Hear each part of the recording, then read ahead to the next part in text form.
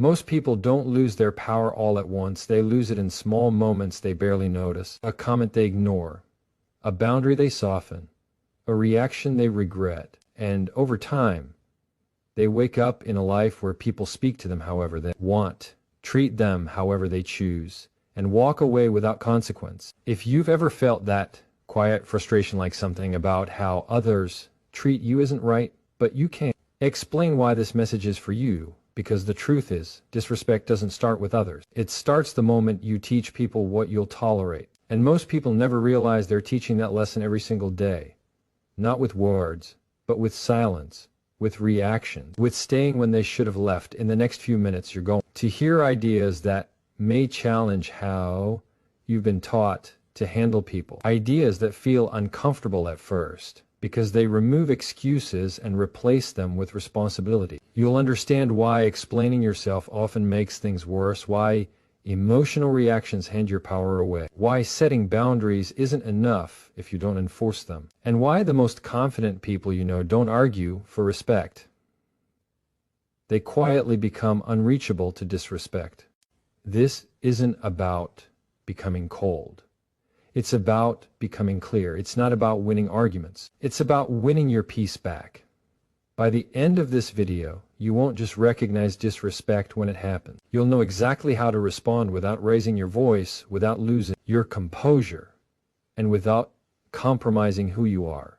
So stay with me. Because once you see this clearly, you'll never allow people to treat you the same way again. Most people believe that when they are disrespected, the solution is to explain themselves better, to clarify, to prove, to defend. They think respect is earned through more words.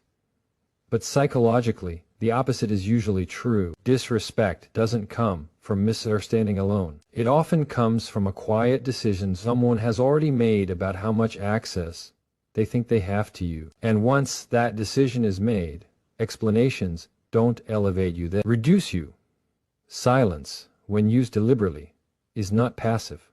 It is a position. It signals that you are not scrambling for validation. It tells the other person that your sense of self does not depend on their agreement. And this is deeply unsettling to people who rely on dominance, superiority, or emotional leverage to feel secure. When you stop explaining, you remove the fuel.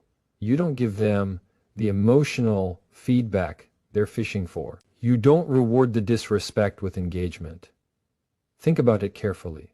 When someone truly respects you, they don't need a detailed defense of your intentions. They don't need a long justification of your boundaries. Respectful people listen.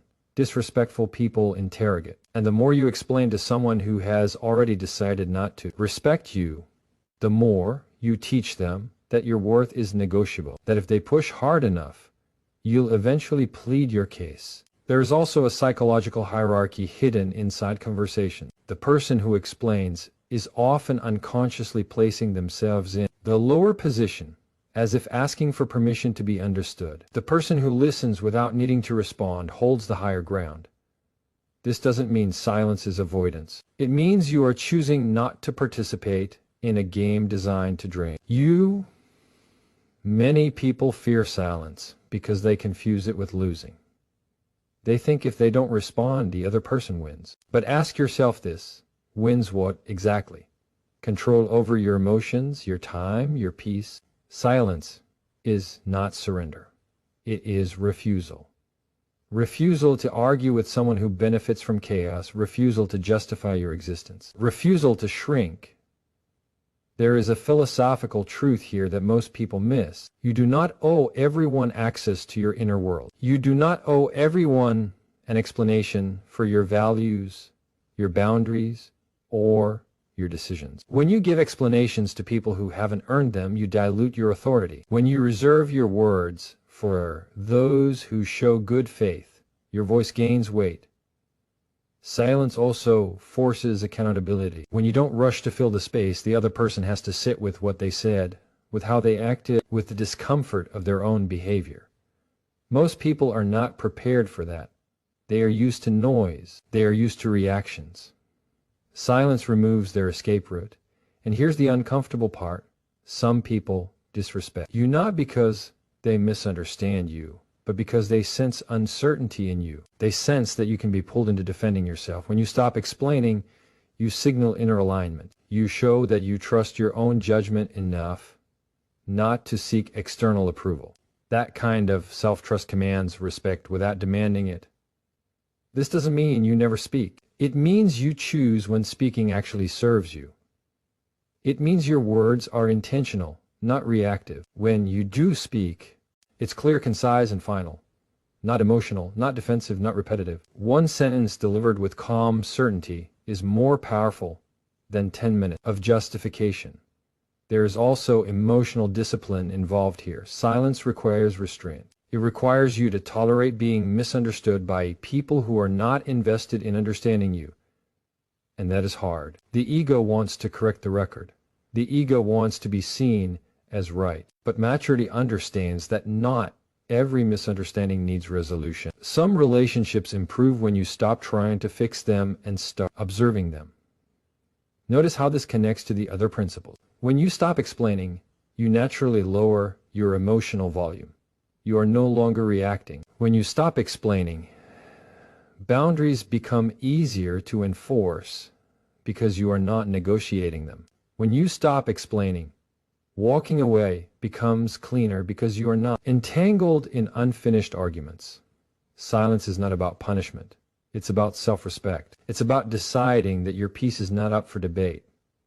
And over time, something interesting happens. People either adjust their behavior or they remove themselves. Both outcomes protect you. So the next time you feel disrespected, pause.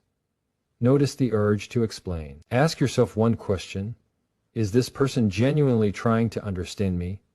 Or are they trying to control the narrative? If it's the second, silence is not avoidance.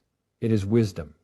Because the truth is this: the less you beg to be understood, the more seriously you are taken. And the moment you stop explaining your worth is the moment others start feeling it. When someone disrespects you, the instinctive response is emotional escalation. Your body reacts before your mind does. Your heart rate rises. Your voice tightens. Your thoughts race toward defense or attack. That reaction feels justified, even necessary. But here's the truth most people never learn. Emotional volume does not create authority. It destroys it. The moment your emotions take the lead, you hand control to the very person who is testing your limits. Lowering your emotional volume does not mean lowering your standards. In fact, it is how standards are protected. Emotional restraint is not suppression. It is regulation. It is the ability to feel something without letting it dictate your behavior. Psychologically, the person who remains calm in the presence of disrespect signals stability, and stability is power. People instinctively respect those who are not easily moved, not because they are cold, but because they are grounded. Disrespect often functions as a probe. It's not always intentional cruelty. Sometimes it's curiosity wrapped in poor behavior. People test emotional boundaries to see what they can get away with. When you respond with visible agitation, defensiveness, or excessive explanation, the test gives them information. It tells them where your emotional buttons are and how hard they need to push to access them again. Calm, on the other hand, reveals nothing. It shuts the door quietly. There is a difference between passion and volatility. Passion is controlled intensity. Volatility is loss of control. Respect grows around the first and retreats from the second. When your response is measured, when your tone is steady, when your words are deliberate, you communicate that you are not in survival mode. You are not scrambling. You are choosing how to engage. Philosophically, this is about sovereignty. Who governs your inner state? If someone else's behavior can instantly hijack your emotions, then they hold power over you. Emotional control is not about winning arguments. It's about reclaiming authorship of your reactions. You decide what deserves your energy and what does not. Many people fear that calmness will be mistaken for weakness. But weakness is not calm. Weakness is losing composure because someone else decided to push you. Calmness in the face of disrespect forces the other person to confront themselves. They expect resistance. They expect fire. When they are met with composure, the imbalance exposes their behavior rather than yours.